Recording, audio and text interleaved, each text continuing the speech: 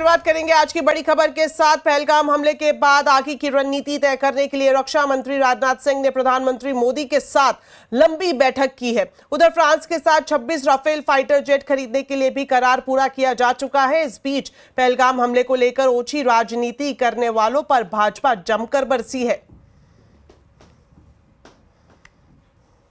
साहब, आपका अपनी पार्टी पर कोई कंट्रोल नहीं है क्या?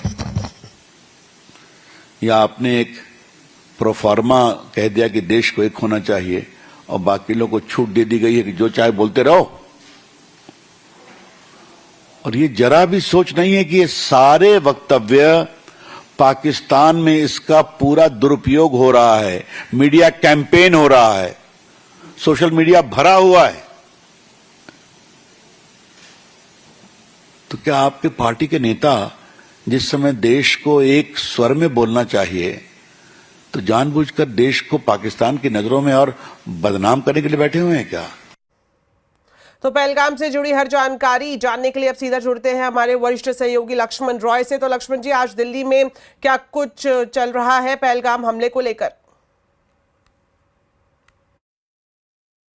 देखिए, आज सुबह से यहाँ पे हलचल काफ़ी तेज रही। सबसे पहले तो रक्षा के प्रमुख ने रक्षा मंत्री के साथ करीब बैठक की 1 घंटे की, और क्या हालात हैं वहाँ पे पहलगाम में, जम्मू कश्मीर में, इसका जायज़ा दिया।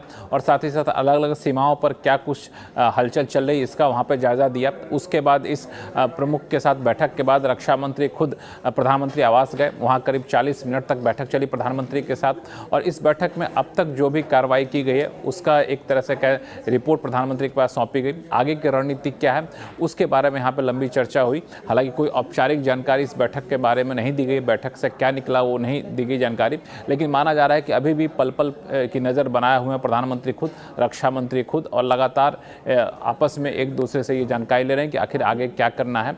और जो सीमा पर हलचल है वो काफ़ी हलचल तेज हो गई है। और उधर देखें तो लगातार चौथे दिन LOC पर गोलीबारी चल रही है। हल्की गोलीबारी हुई है, कोई जान माल का नुकसान नहीं हुआ, लेकिन तनाव वहाँ पर काफ़ी ज़्यादा बना हुआ है। इस बीच फ्रांस के साथ 26 राफेल फाइटर जेट खरीदने के लिए करार किया गया। हालांकि ये फाइटर जेट जो है 2028-29 में आएगा, लेकिन एक सांकेतिक के तौर पर ये बड़ा माना जाता है। इस बीच संसद में एक पार्लियामेंट्री स्टैंडिंग कमेटी की बैठक हो रही है जो रक्षा मामले पर है। हालांकि विषय कुछ और था, लेकिन चूंकि इस हालात में बैठक हो रही तो माना जा रहा है कि इस मुद्दे पर भी चर्चा होने की संभावना है।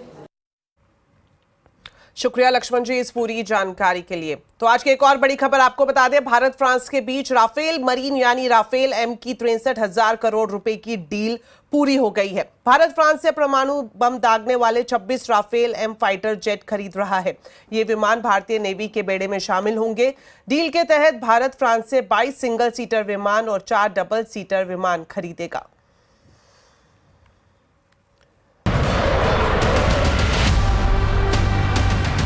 पहलगाम में नापाक हरकत के बाद भारत के एक्शन से पाकिस्तान दहशत में है। एयर स्ट्राइक और सर्जिकल स्ट्राइक के बाद अब हिंदुस्तान के दुश्मन भारत के नए बाज से कांप रहे हैं। भारत अपने भरोसेमंद साथी फ्रांस से राफाल M लेने जा रहा है। भारत को जल्द फ्रांस से 26 राफाल M मिलने जा रहे हैं।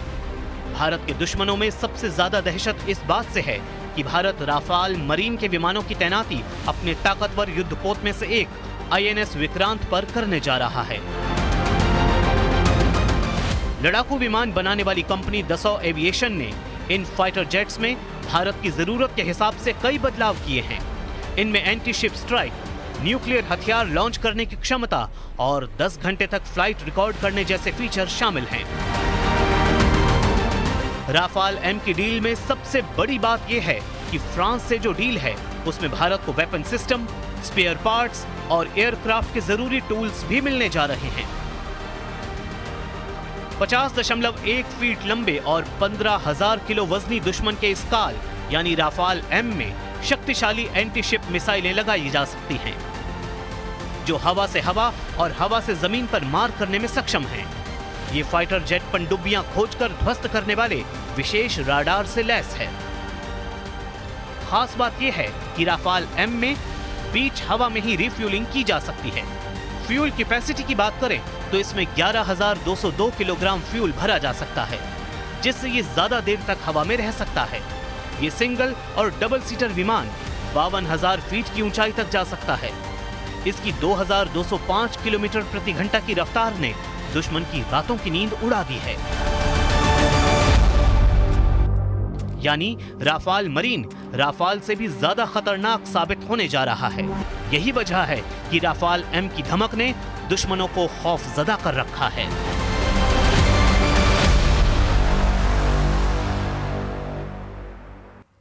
पहलगाम आतंकवादी हमले के बाद भारत और पाकिस्तान के बीच तनाव चरम पर है। हमले के बाद से ही Jammu Kashmir line of control पर बीएसएफ पूरी तरह से अलर्ट है और यहां से भी पाकिस्तान की हर गतिविधि पर नजर रखी जा रही है। बीएसएफ की टीम एरिया डोमिनेशन ऑपरेशन चला रही है। साथ ही जवानों की निगाहें फेंसिंग की दूसरी तरफ पाकिस्तान की नापाक हरकतों पर भी है। देखिए स्पेशल ग्राउंड रिपोर्ट। आतंकी हमले के बाद पूरे देश को बदले का इंतजार है और पाकिस्तान इसी नियत से बुरी तरीके से घबराया हुआ है, दहशत में है पाकिस्तान। और सीमा पर एलओसी पर यह गतिविधियां लगातार हमें देखने को मिल रही है। इस वक्त हम एलओसी के पास के इलाके में मौजूद हैं, लेकिन एलओसी के पास का यह एरिया है और बीएसएफ यानी बॉर्डर सिक्योरिटी फोर्स ऐसे डोमिनेशन यहां पर कर रहा है और नजर है पाकिस्तान की गतिविधियों पर और पाकिस्तान किस तरीके से पाकिस्तान की ओर यहां पर हलचल हो रही है। देखिए ये बीएसएफ के जवान यहां पर तैनात हैं और इनकी नजर लगातार सीमा के उस पार जो दुश्मन हैं वो लगातार इनके रहती है। बीएसएफ वह फोर्स है जो सेना के साथ एलओसी के एरियाज में कुछ जगहों पर जम्मू कश्मीर में तैनात है और उनमें से एक एरिया ये है। तो देखिए ये तस्वीरें देखिए कि कैसे बीएसएफ की जो नज़रें हैं वह अपने दुश्मन पर वह लगातार दुश्मन पर नज़र बनाए हुए हैं और घने जंगलों का फायदा उठाकर पाकिस्तान लगातार कुछ न कुछ घुसपैठ या खुराफात करने की कोशिश करता है, लेकिन जो जवान हैं वो इस तरीके से नज़र बनाए हुए हैं अपने कॉम्बिंग एरिया डोमिनेशन एक्सरसाइज से। और ये एक बहुत महत्वपूर्ण गतिविधि है भारत सरकार की ओर से, भारत की सेना की ओर से। और जाहिर सी बात है कि जब ऐसी बातें आएंगी तो पाकिस्तान की ओर से जो खलबली है वो मचनी स्वाभाविक है। तो जाहिर तौर पर पहलगाम हमले के बाद एलओसी पर काफी तनाव देखने को मिल रहा है। भारत की तरफ से पाकिस्तान पर बड़े हमले की आशंका के चलते लोगों ने बंकर खोलकर उनकी सफाई करना शुरू कर दिया है। देखिए रिपोर्ट। मैं आपको बता दूं कि जब से भारत ने साफ कर दिया कि पहलगाम अटैक का बदला लिया जाएगा, तब से लग रहा है कि बादल मंडला रहे हैं जंग के। और इसी बीच जो यहाँ पे लोगों ने खुद बंकर बनाए थे उन्होंने वो खोल दिए हैं। ये देख सकते हैं आप, बंकरों को साफ कर दिया गया है। और मैं आपको दिखाऊंगा, ये एक बंकर बना है, अंडरग्राउंड बंकर है, क्योंकि जब शेलिंग होती है तो लोगों को यहाँ ही रहना पड़ता है। मैं इस बंकर के अंदर जाऊँगा और आपको दिखाऊँगा। ये बंकर साफ किए गए हैं। मैं अपने विजय से कहूँ कि थोड़ा जल्दी आए और ये पूरा हाल दिखाएं। ये देख सकते हैं आप, ये बंकर है, सफाई की है, ताज़ा सफाई, ये देख सकते हैं हम, ताज़ा सफाई की है लोगों ने। और ये अंडरग्राउंड बंकर बने हुए हैं। ये वाला बंकर जो है, ये जो इनका मकान है, ये इन्होंने खुद बनाया है। काफ़ी जगहों पे कम्युनिटी बंकर गवर्नमेंट ने बनाए हैं। और जब शेलिंग होती है तो इन्हीं बंकरों में लोगों को रहना पड़ता है। ये आप देख सकते हैं, यानी ये पूरा अंडरग्राउंड बंकर है। और अगर कोई भी रॉकेट गिरता है, कोई भी मोटार शेल गिरता है तो लोगों की जान यहाँ पे बच सकती है। हालांकि लोग लगातार इन बॉर्डर एरियाज में या एलओसी के एरियाज में मुतालबा कर रहे हैं कि उनके पास इस तरीके के बंकर होने चाहिए। देख सकते हैं आप, इन्होंने खुद ही ये कंक्रीट बंकर बनाया है। यहाँ से ही ताल्लुक रखते हैं। क्या माहौल है अभी? जी, आपको बता दें कि काफ़ी जब से पहलगाम अटैक जो हुआ है, काफ़ी खौफ हरास देखा जा रहा है लोगों के अंदर। और ख़ासकर बात करें, ये बॉर्डर का इलाका है, अक्रॉस दी एलओसी। यहाँ पे कभी भी जिस तरह से शेलिंग हो सकती है, जिस तरह से लोगों ने अब अपने बंकर जो है उनके दरवाजे खोल दें। उनको लग रहा है कि हो सकता है बंकरों में जाना पड़े अगर शेलिंग हुई। जी बिल्कुल, लोगों ने अब बैंकर्स तो कर दिए हैं साफ, लेकिन कई सारी जगहों पर अभी बैंकर्स नहीं हैं। उनके लिए क्या इक़दाम रहेंगे गवर्नमेंट के, वो भी देखने वाली बात होगी। क्योंकि काफ़ी समय से जो है अमन यहाँ पे चल रहा था, सीज़ फायर हो गया था, उसके बाद लोगों ने बैंकर्स वगैरह उखाड़ दिए। लोगों ने ये जो है यहाँ पे तैयारी की है। हालांकि जब आर पार की शेलिंग होती है तो लोग बहुत मुश्किल में आ जाते हैं यहाँ पे, लेकिन भारत ने साफ कर दिया है कि जवाब दिया जाएगा। क्या लाइन ऑफ कंट्रोल के उस पार प्रहार किया जाएगा या किसी और जगह पे अटैक किया जाएगा, किसी को नहीं मालूम। इस बीच आपको बता दें, आज जम्मू कश्मीर विधानसभा का विशेष सत्र बुलाया गया, जिसमें पहलगाम आतंकी हमले में मारे गए पर्यटकों को श्रद्धांजलि दी गई। विधानसभा में पहलगाम हमले की कड़ी निंदा करते हुए एक प्रस्ताव पास किया गया। इस प्रस्ताव में केंद्र सरकार के उन कदमों का भी समर्थन किया गया जो 23 अप्रैल को कैबिनेट कमेटी ऑन सिक्योरिटी की बैठक के बाद उठाए गए थे। मुख्यमंत्री उमर अब्दुल्ला ने कहा कि मेजबान होने के नाते मैं सुरक्षा के लिए जिम्मेदार था। इन लोगों के परिजनों से मैं कैसे माफी मांगू, मेरे पास कोई शब्द नहीं है। जम्मू कश्मीर की सिक्योरिटी, जम्मू कश्मीर की सुरक्षा, जम्मू कश्मीर के लोगों की चुनी हुई हुकूमत की जिम्मेदारी नहीं है, लेकिन तब भी यहाँ के वजीर आला की हैसियत से, यहाँ की टूरिज्म के मिनिस्टर की हैसियत से मैंने इन लोगों को दावत दी थी यहाँ आने की। मेजबान होते हुए मेरी जिम्मेदारी थी कि सही सलामत मैं इन्हें यहां से वापस भेजूं, नहीं भेज पाया।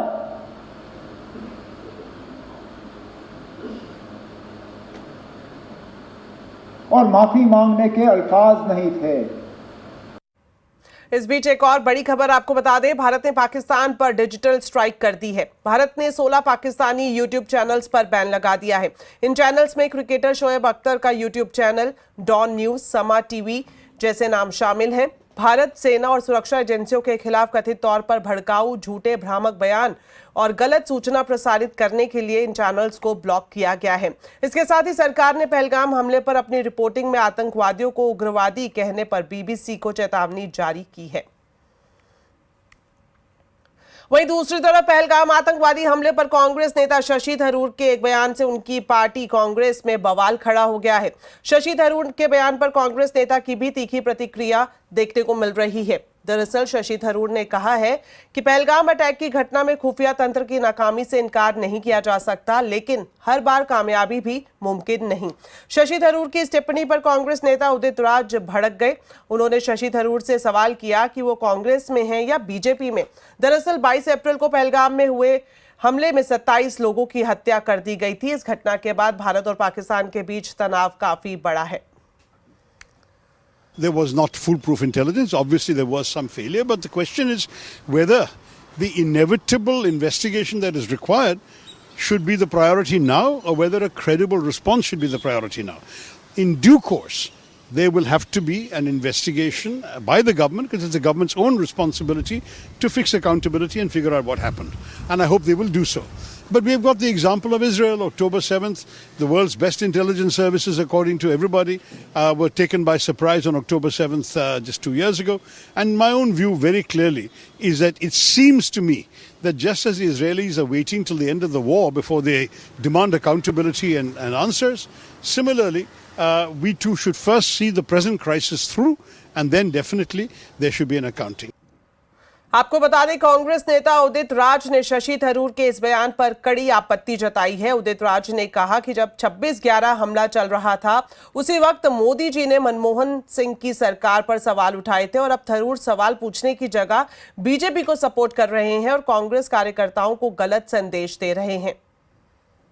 शशि थरूर को पूछना चाहिए, उरी, पठानकोट और आपका पहलगाम, पुलवामा में आतंकवादी मार करते चले तो गए, पकड़ लिया क्या? अब नहीं 10 सवाल पूछेंगे आप? नहीं, बिल्कुल पूछेंगे। नहीं, वो कांग्रेस से सवाल पूछते हैं और बीजेपी से सवाल नहीं पूछते हैं। बीजेपी का समर्थन वो कर रहे हैं तो हमारे कार्यकर्ता में क्या मैसेज जाएगा? हमारा कार्यकर्ता क्या सोच रहा होगा कि चलो ये हमारी सरकार है, हमारी सरकार जवाबदेही है। बीजेपी की सरकार के बारे में कहेंगे अरे इंटेलिजेंस फेल्योर और देशों में भी होता है। एक तरह से आपने जस्टिफाई कर दिया। आपको बताते हैं आज के आवाज अड्डा के टॉपिक के बारे में। आतंकवाद पर चीन का डबल स्टैंडर्ड एक बार फिर सामने आ गया है। चीन ने पहलगाम पर पाकिस्तान के सुर में सुर मिला लिया है और इसी पर आज आवाज अड्डा में चर्चा करेंगे। भारत पाकिस्तान में टेंशन और बीच में ड्रैगन, 7:57 पर जरूर देखिए। इंडस्ट्रियल प्रोडक्शन की रफ्तार में इजाफा देखने को मिला है। मार्च में आईआईपी ग्रोथ 2.7% से बढ़कर 3% हो गई है। इस दौरान मैन्युफैक्चरिंग ग्रोथ 2% 2.8% से बढ़कर 3% हो गई है, जबकि इलेक्ट्रिसिटी ग्रोथ 3.6% से बढ़कर 6.3% हो गई है। प्राइमरी गुड्स की बात करें तो इसमें ग्रोथ 2% के से ज़्यादा रही और अब ये बढ़कर 3.1% हो गई है। साथ ही साथ इंफ्रा गुड्स ग्रोथ की बात करें तो ये 6.8% से बढ़कर 8.8% रही है। कंज्यूमर ड्यूरेबल ग्रोथ भी 3.7% से बढ़कर 6.6% हो गई है। माइनिंग, कैपिटल गुड्स और कंज्यूमर नॉन ड्यूरेबल्स की ग्रोथ में गिरावट देखने को मिली है।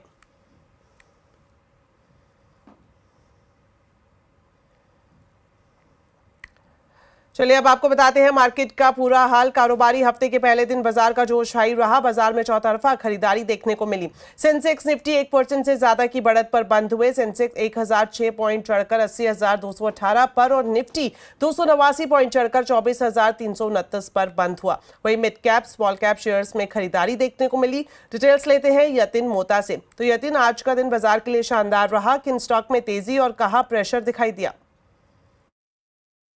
जी, तो आज अगर हम शेयर बाजार की बात करें तो बहुत ही बढ़िया सोमवार रहा। अगर हम शेयर बाजार की बात करें तो रिजल्ट्स के बाद ऑब्वियसली रिलायंस इंडस्ट्रीज के शेयर में सबसे ज़्यादा 6% की तेज़ी का रुझान देखने को मिला।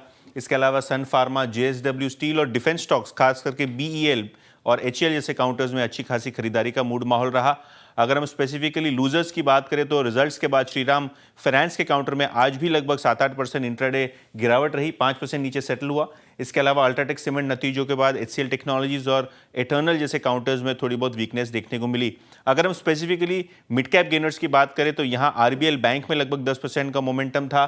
डिफेंस शेयर्स में 4-5% की औसतन तेजी थी। इसके अलावा प्रेस्टीज एस्टेट्स के काउंटर में आपको एक शार्प बाउंस बैक देखने को मिला। लूजर्स की बात करें mid cap end of the market में तो एनबीएफसी शेयर्स रहे, एलएनटी फाइनेंस जैसे काउंटर्स, एमएनएम फाइनेंशियल जैसे काउंटर्स में 2 से 4-5% तक इंटरडे में गिरावट रही। इसके अलावा एम्फोसिस और पतंजलि जैसे काउंटर्स में भी आज गिरावट का माहौल रहा। यतिन, आप हमारे साथ बने रहे, आपके पास वापस लौटेंगे। इस बीच आपको बता दें आज के बाजार के बादशाह रिलायंस के बारे में। चौथी तिमाही में शानदार नतीजों से रिलायंस के शेयर में जोरदार तेजी रही। शेयर 5.5% चढ़कर निफ्टी का टॉप गेनर बना हुआ है। नतीजों के बाद ब्रोकरेज हाउस भी काफी बुलिश है। रिलायंस की ग्रोथ को लेकर ब्रोकरेज क्यों है बुलिश, जानते हैं यतिन मोता से। तो बताएं यतिन, रिलायंस की ग्रोथ के ट्रिगर्स क्या हैं? देखिए, रिलायंस इंडस्ट्रीज की बात करें तो क्लियरली आज ब्रोकरेजेस ने रिजल्ट्स को और FY26 के आउटलुक को एक थम्स अप दिया। In fact most of the brokerages जो हम ट्रैक करते हैं, चाहे वो डोमेस्टिक ब्रोकरेजेस हों या विदेशी ब्रोकरेजेस हों, 1600 से लेकर 1700 तक के टारगेट्स यहाँ देखने को मिल रहे हैं। इनफैक्ट ज़्यादातर टारगेट्स आपको 1600 के ऊपर ही नज़र पड़ रहे हैं रिलायंस इंडस्ट्रीज में। ट्रिगर्स क्या हैं आगे जाके FY26 में कैसा रहा है आउटलुक, उसको भी जान लेते हैं। और न्यू एनर्जी बिजनेस की बात करें तो यहाँ एक मैनेजमेंट ने पॉजिटिव कमेंट्री दी। जहाँ तक कि O2C कारोबार का सवाल है, उसके मुनाफे जितना बड़ा बिजनेस यहाँ बनता हुआ नजर पड़ सकता है न्यू एनर्जी कारोबार। एनालिस्ट को लगता है कि FY30 में 12% का कंट्रीब्यूशन मुनाफे में न्यू एनर्जी बिजनेस का होता हुआ नजर पड़ेगा। ग्रीन हाइड्रोजन और इलेक्ट्रोलाइजर का जो प्रोजेक्ट एग्जीक्यूशन चल रहा है वो बिल्कुल ऑन ट्रैक चल रहा है। तो काफ़ी अच्छी रही अपडेट्स जहाँ तक कि न्यू एनर्जी बिजनेस का सवाल है। इसके अलावा टेलीकॉम बिजनेस की बात करें तो यहाँ क्लियरली एक Q4 में अपटिक देखने को मिला। आरपू जो है 203 से बढ़ के 206 रुपये प्रति यूजर हो गया। इसके अलावा अगर हम जियो की बात करें तो जो कस्टमर एडिशन हो रहा है वो 5G में हो रहा है। ज़्यादातर कस्टमर 5G के आपको रिलायंस जियो के साथ जुड़ते हुए नजर पड़ रहे हैं, जो आगे जाके प्रॉफिट्स को मदद करेंगे। इनफैक्ट रिलायंस को लगता है कि जियो का जो रेवेन्यू और प्रॉफिट है वो आने वाले 3 से 4 फाइनेंशियल ईयर्स में दुगना होता हुआ नजर पड़ सकता है। रिटेल की बिजनेस की बात करें तो यहाँ भी शानदार परफॉर्मेंस रहा। इनफैक्ट रिटेल का जो क्विक कॉमर्स कारोबार है वो लगभग 2.5% बढ़ा। टोटल स्टोर काउंट बढ़ के अब 19,000 के पार जाता हुआ आपको नजर पड़ा है। तो रिकैलिब्रेशन और रिस्ट्रक्चरिंग के बाद भी आपको शानदार तरीके से स्टोर एडिशन दिखाई पड़ रहा है। और जो जियो ने क्विक और शेड्यूल डिलीवरीज का बिजनेस शुरू किया है उससे जोमैटो और काफ़ी सारे दूसरे बिजनेसेस को, इंस्टामार्ट को एक कंपटीशन मिलता हुआ नजर पड़ेगा। और यहाँ काफ़ी अच्छे ऑर्डर बुकिंग देखने को मिल रही है। FY26 में भी यहाँ आपको बिना डिलीवरी फीस के ये सुविधा उपलब्ध होगी। तो कहीं ना कहीं रिटेल कारोबार का ग्रोथ भी आपको FY26 में अच्छा होता हुआ नजर पड़ेगा। शुक्रिया यतिन इन दोनों खबरों पर जानकारी देने के लिए। रिलायंस इंडस्ट्रीज ने अनंत अंबानी को एग्जीक्यूटिव डायरेक्टर नियुक्त किया है। कंपनी ने नतीजों के साथ एक्सचेंजेस को शुक्रवार को ये जानकारी दी थी। अनंत अंबानी 1 मई 2025 से 5 साल के लिए ये जिम्मेदारी संभालेंगे। ह्यूमन रिसोर्सेज, नॉमिनेशन और रेम्यूनरेशन कमेटी की सिफारिश पर बोर्ड ने नियुक्ति की मंजूरी दी है। अनंत अंबानी रिलायंस इंडस्ट्री के बोर्ड में पहले नॉन एग्जीक्यूटिव डायरेक्टर का पद संभाल चुके हैं। इसके अलावा Anant Ambani Jio platforms, Reliance retail, Reliance new energy और रिलायंस न्यू सोलर एनर्जी के बोर्ड में भी हैं। अनंत अंबानी सितंबर 2022 से रिलायंस फाउंडेशन के बोर्ड के सदस्य भी हैं। ऑटो कंपनियों में अब तक सिर्फ मारुति के नतीजे सामने आए हैं। नतीजों के बाद मारुति के मैनेजमेंट की कमेंट्री बाजार को पसंद नहीं आई। कंपनी ने साफ कर दिया है कि आगे की राह आसान नहीं है। तो डिमांड को लेकर क्या है कंपनी की चिंता, बता रहे हैं हमारे सहयोगी सुदर्शन कुमार। देखिए, मारुति ने फ्राइडे या शुक्रवार को रिजल्ट दिया था, उसका स्टॉक में गिरावट देखने को मिला था और कंपनी ने हमसे बात करते उन्होंने 2 पॉइंट्स पे जो फोकस किया है। सबसे पहला FY26 का आउटलुक। तो सायम ने अपने कॉन्फ्रेंस में बोला था कि FY26 FY25 से बेटर नहीं होने वाला है। FY26 का एज पर सायम ग्रोथ आउटलुक है, डोमेस्टिक ग्रोथ आउटलुक वो है 1 से 2% के रेंज में। और ये अगर जो कंपेयर करेंगे तो FY25 में डोमेस्टिक इंडस्ट्री का ग्रोथ था 3 to 4%। तो वहाँ पे तो पिक्चर ग्रिम दिख रहा है। अब दूसरा पॉइंट है जिसमें कि मारुति लीडर है, वो है entry level segment. Entry level का सेगमेंट कंसर्न रहा मारुति के लिए, सिर्फ 1-2 साल की बात नहीं है। ये FY19 से लेकर सेल्स में कंटिन्यूस बेसिस में गिरावट देखने को मिला है। अगर जो FY19 के सेल्स को FY25 के सेल्स से कंपेयर करेंगे तो FY25 का सेल्स 10% FY19 से कम है। इसका कारण क्या है? तो मारुति के अनुसार अब कौन खरीदता है एंट्री लेवल सेगमेंट? जिसका हाउस होल्ड इनकम कम होता है मेजरली। आप इसको इस तरीके एग्जाम्पल के तौर पे नहीं ले सकते, बट मेजरली यही है रीज़न। अब as per RC Bhargava 200 of total 300 million households जो है उनका इनकम है रुपये 5 लाख से कम। अब जहाँ तक की बात है कार के प्राइसेस की, तो लास्ट 5 से 6 साल में कार के प्राइसेस में बहुत ज़्यादा बढ़त देखने को मिला है और उसके 2-3 कारण हैं। पहला कारण रेगुलेटरी चेंजेस जो हुआ है उसके कारण ये सारी कंपनियां को उस रेगुलेटरी नॉर्म्स अचीव करने के लिए इनको कुछ एक कॉस्ट वो इनकर करना पड़ा है, जिसके लिए इन्होंने प्राइस हाइक लिया था। दूसरा है कमोडिटी कॉस्ट में बहुत ज़्यादा बढ़त देखने को मिला है, उसके कारण भी कार की प्राइसेस बढ़े हैं। तो RC भार्गवा बोलते हैं कि जो इनकम बढ़नी चाहिए उससे कहीं ज़्यादा कार प्राइसेस बढ़े हैं। इसके कारण जो मेनली ये इनकम ब्रैकेट है वो कार खरीदना ऑलमोस्ट बंद नहीं, लेकिन उससे अवे रही है। इसका ये मेन कारण है जो कि एंट्री लेवल सेगमेंट, और उनके अनुसार आगे जाते हुए 1-2 साल में स्पेशली FY26 में एंट्री लेवल सेगमेंट में रिकवरी देखना बहुत ही कम चांस है कि हम रिकवरी देख सकते हैं। अब आता है कि क्या गवर्नमेंट क्या कर सकती है जिसके कारण एंट्री लेवल सेगमेंट में डिमांड इंक्रीज हो सकती है। तो मैंने उनसे पूछा था कि रिसेंटली बजट में फिनांस मिनिस्टर ने इंटरेस्ट टैक्स कट किया है, उससे क्या इनकम टैक्स उससे क्या डिमांड इंक्रीज हो सकता है। दूसरा जो अपकमिंग 8th पे कमीशन का इम्प्लीमेंटेशन है उससे क्या डिमांड इंक्रीज हो सकता है। RC भार्गवा ने बोला कि इन दोनों के कारण डिमांड नहीं इंक्रीज होगा। गवर्नमेंट को जो करना चाहिए वो है GST रेट रैशनलाइजेशन। उसका मतलब है GST रेट कम करो तभी डिमांड एंट्री लेवल सेगमेंट में आएगा। साथ ही आपको बता दें मारुति के चेयरमैन RC भार्गव ने FY26 को लेकर चिंता जाहिर की है। RC भार्गव के मुताबिक FY26 में वॉल्यूम ग्रोथ 1 से 2% संभव है और जो भी सहारा मिलने की उम्मीद है वो सिर्फ एक्सपोर्ट के भरोसे है। देखिए, वॉल्यूम ग्रोथ तो इंडस्ट्री का सायम ने जो अभी तक प्रेडिक्ट किया है साल के लिए वो है 1 to 2%। और डोमेस्टिक मार्केट ग्रोथ अगर कोई ख़ास स्पेशल फैक्टर्स आ जाते हैं जिसकी वजह से बढ़ जाती है दूसरी बात है, बट मेरे अंदाजे से डोमेस्टिक मार्केट यहाँ की 1-2% से ज़्यादा नहीं बढ़ पाएगी, क्योंकि स्मॉल कार का जो सेगमेंट है और एक बड़ा सेगमेंट है वो उसमें ग्रोथ नहीं हो रही है, उसमें डिक्लाइन हो रही है।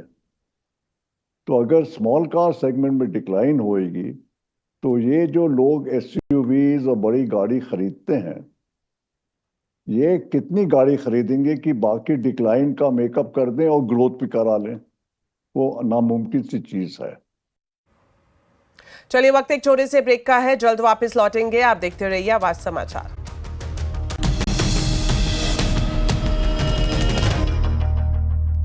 ब्रेक के बाद आपका स्वागत है। देश में पायलटों की कमी से निपटने के लिए सरकार पायलट लाइसेंस से जुड़ी प्रक्रिया में बदलाव कर सकती है। फ्लाइंग ट्रेनिंग ऑर्गेनाइजेशन की रैंकिंग की योजना पर काम किया जा रहा है। तो इस खबर पर पूरी जानकारी लेते हैं रोहन सिंह से। तो रोहन, बताएं, पायलटों की कमी दूर करने के लिए सरकार क्या तैयारी कर रही है? जी, भारत में जिस तरीके से एविएशन बढ़ रहा है उसके मुकाबले अच्छे पायलट्स की भारी कमी है और एक अनुमान के मुताबिक 2030 तक अभी के मुकाबले करीब 11,000 और पायलट्स की ज़रूरत पड़ेगी और अगर अभी की ही स्थिति रही तो कम से कम 3,000 पायलट्स कम होंगे जो ज़रूरत है उसके मुकाबले। और आमतौर पे जो एयरलाइंस हैं उनको बाहर से, विदेशों से पायलट्स को लाना पड़ेगा। इस कमी को दूर करने के लिए सरकार कुछ कदम उठाने जा रहे हैं। DGCA के साथ मिलकर एक स्ट्रैटेजी बनाई गई है, उसमें 2 तरीके से काम होगा।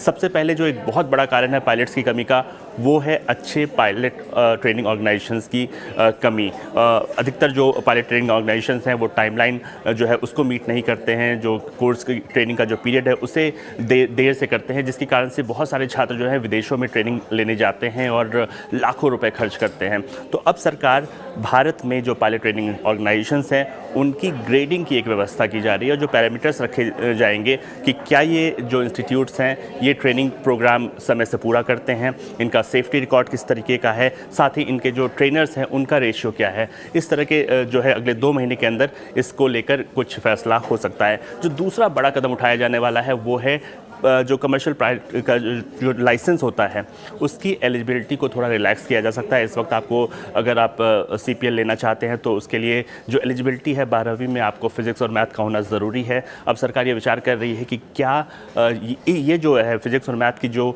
एलिजिबिलिटी क्राइटेरिया है क्या उसको हटाया जा सकता है, क्योंकि दुनिया के कई सारे ऐसे देश हैं जहाँ ये क्राइटेरिया नहीं है। हालांकि ये प्रस्ताव है, इस पर अगले कुछ दिनों में विचार होगा, लेकिन कुछ कदम सरकार उठाने जा रही है जिससे देश में जो पायलटों की कमी है उसको दूर किया जा सके।